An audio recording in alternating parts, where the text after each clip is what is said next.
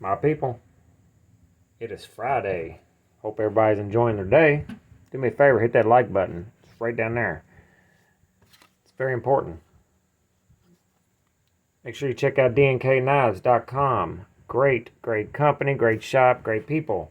And they got a pretty good website for such a small shop. And if you buy something from there, make sure you use this coupon code behind the edge 10 to get yourself 10% off. There will be a link to this website in the description. Also, if you're in the neighborhood, my neighborhood, check out Green Valley Custom Knives. Don't have a website, but got a cool shop. There'll be information in the description there as well. If you would like to support the channel, there's a link to Patreon in the description, or you can join the My People membership. Be down there.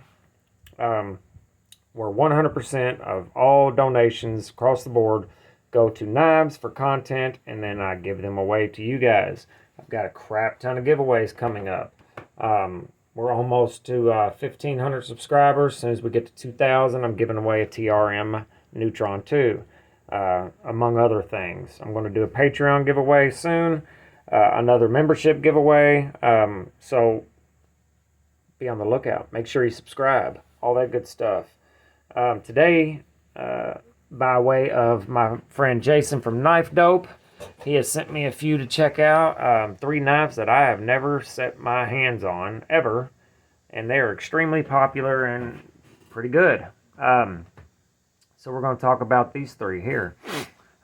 First, we're going to go with the Urban EDC Supply F5.5. And as long as this has been out and as popular as it is, this is the very first time I've ever put my hands on it.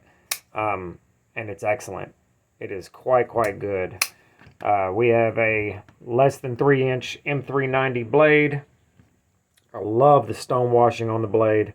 It reminds me of a working finish from Hinderer. It says M390 right there. Other than that, the blade is sterile, which I also love.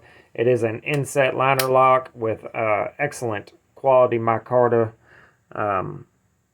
scales, titanium backspacer, titanium deep carry clip. This thing is very good. And to me, it feels like near custom.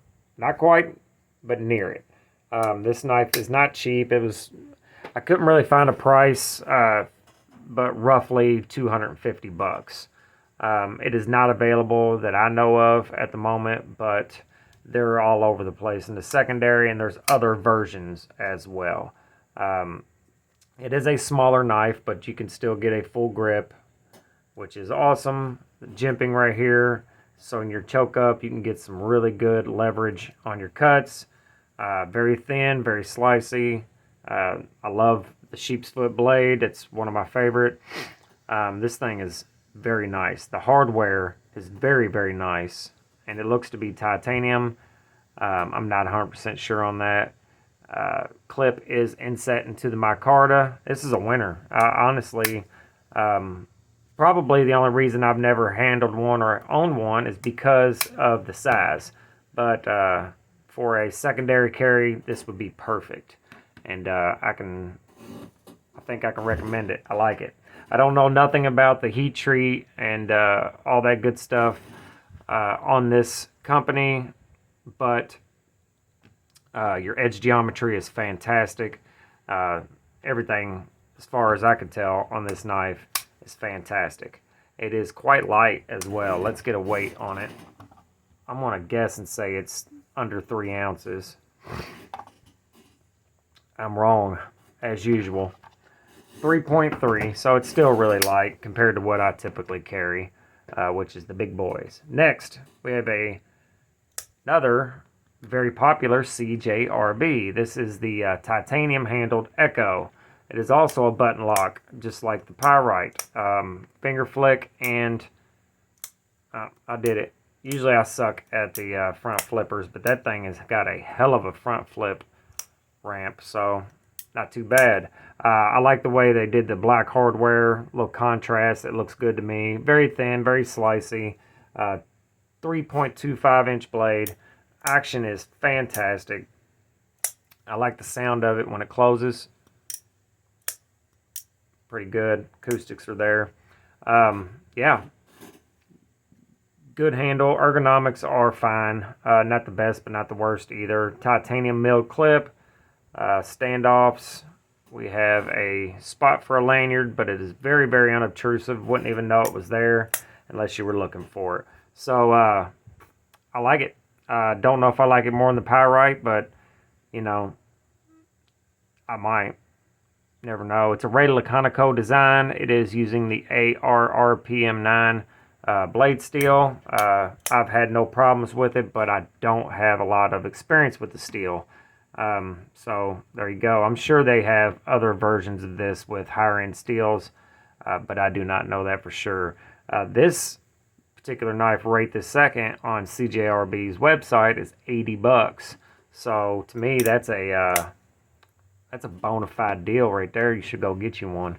And last, but definitely not least, probably, I seriously don't understand why I've never handled one of these, but this is the Devo Stout V1, version 1. And I almost failed it there, trying to be cool. Has a very, very sharp detent, which I kind of like. This is a knife partially designed by Kevin over at Lefty EDC. It is a titanium bolster lock. We have a 20 CV blade on this one, I believe. The version 2 is rocking some Van X, which is awesome. Very, very nice hollow grind. Everything, your geometry and everything is just fantastic on this. I love the finish on the blade and the titanium. The fat carbon looks good. I'm not the biggest carbon fiber or fat carbon guy. I honestly prefer the old school carbon fiber over this, but it looks good. I don't see a lot of voids. We do have a Mokutai, looks to be Mokutai backspacer, and that's a nice touch. It's pretty cool. Yeah, I like that. No milling on the inside. Doesn't need it. It is kind of heavy, but it feels extremely robust and well made. Bearings feel great. I believe all of these come with skiff bearings right out the box. I don't know that for sure, but that's what I've heard. We do have the lock bar interface. Yeah, lock face interface. I'll come up with some words that make sense here in a minute. Anyway, really surprised I haven't checked one of these out. It's not quite as small as I thought it was. It is 3.3 or so. Very, very, very comfortable in hand. Very comfortable. I like it. I like this this cutout here on the top of the blade, where when you choke up, you can get a lot of leverage, just like this guy here. On your more detailed cuts. I like it. It's all belly. It is a sheep's foot, in my opinion. Yeah, really, again, surprised I haven't checked one of these out.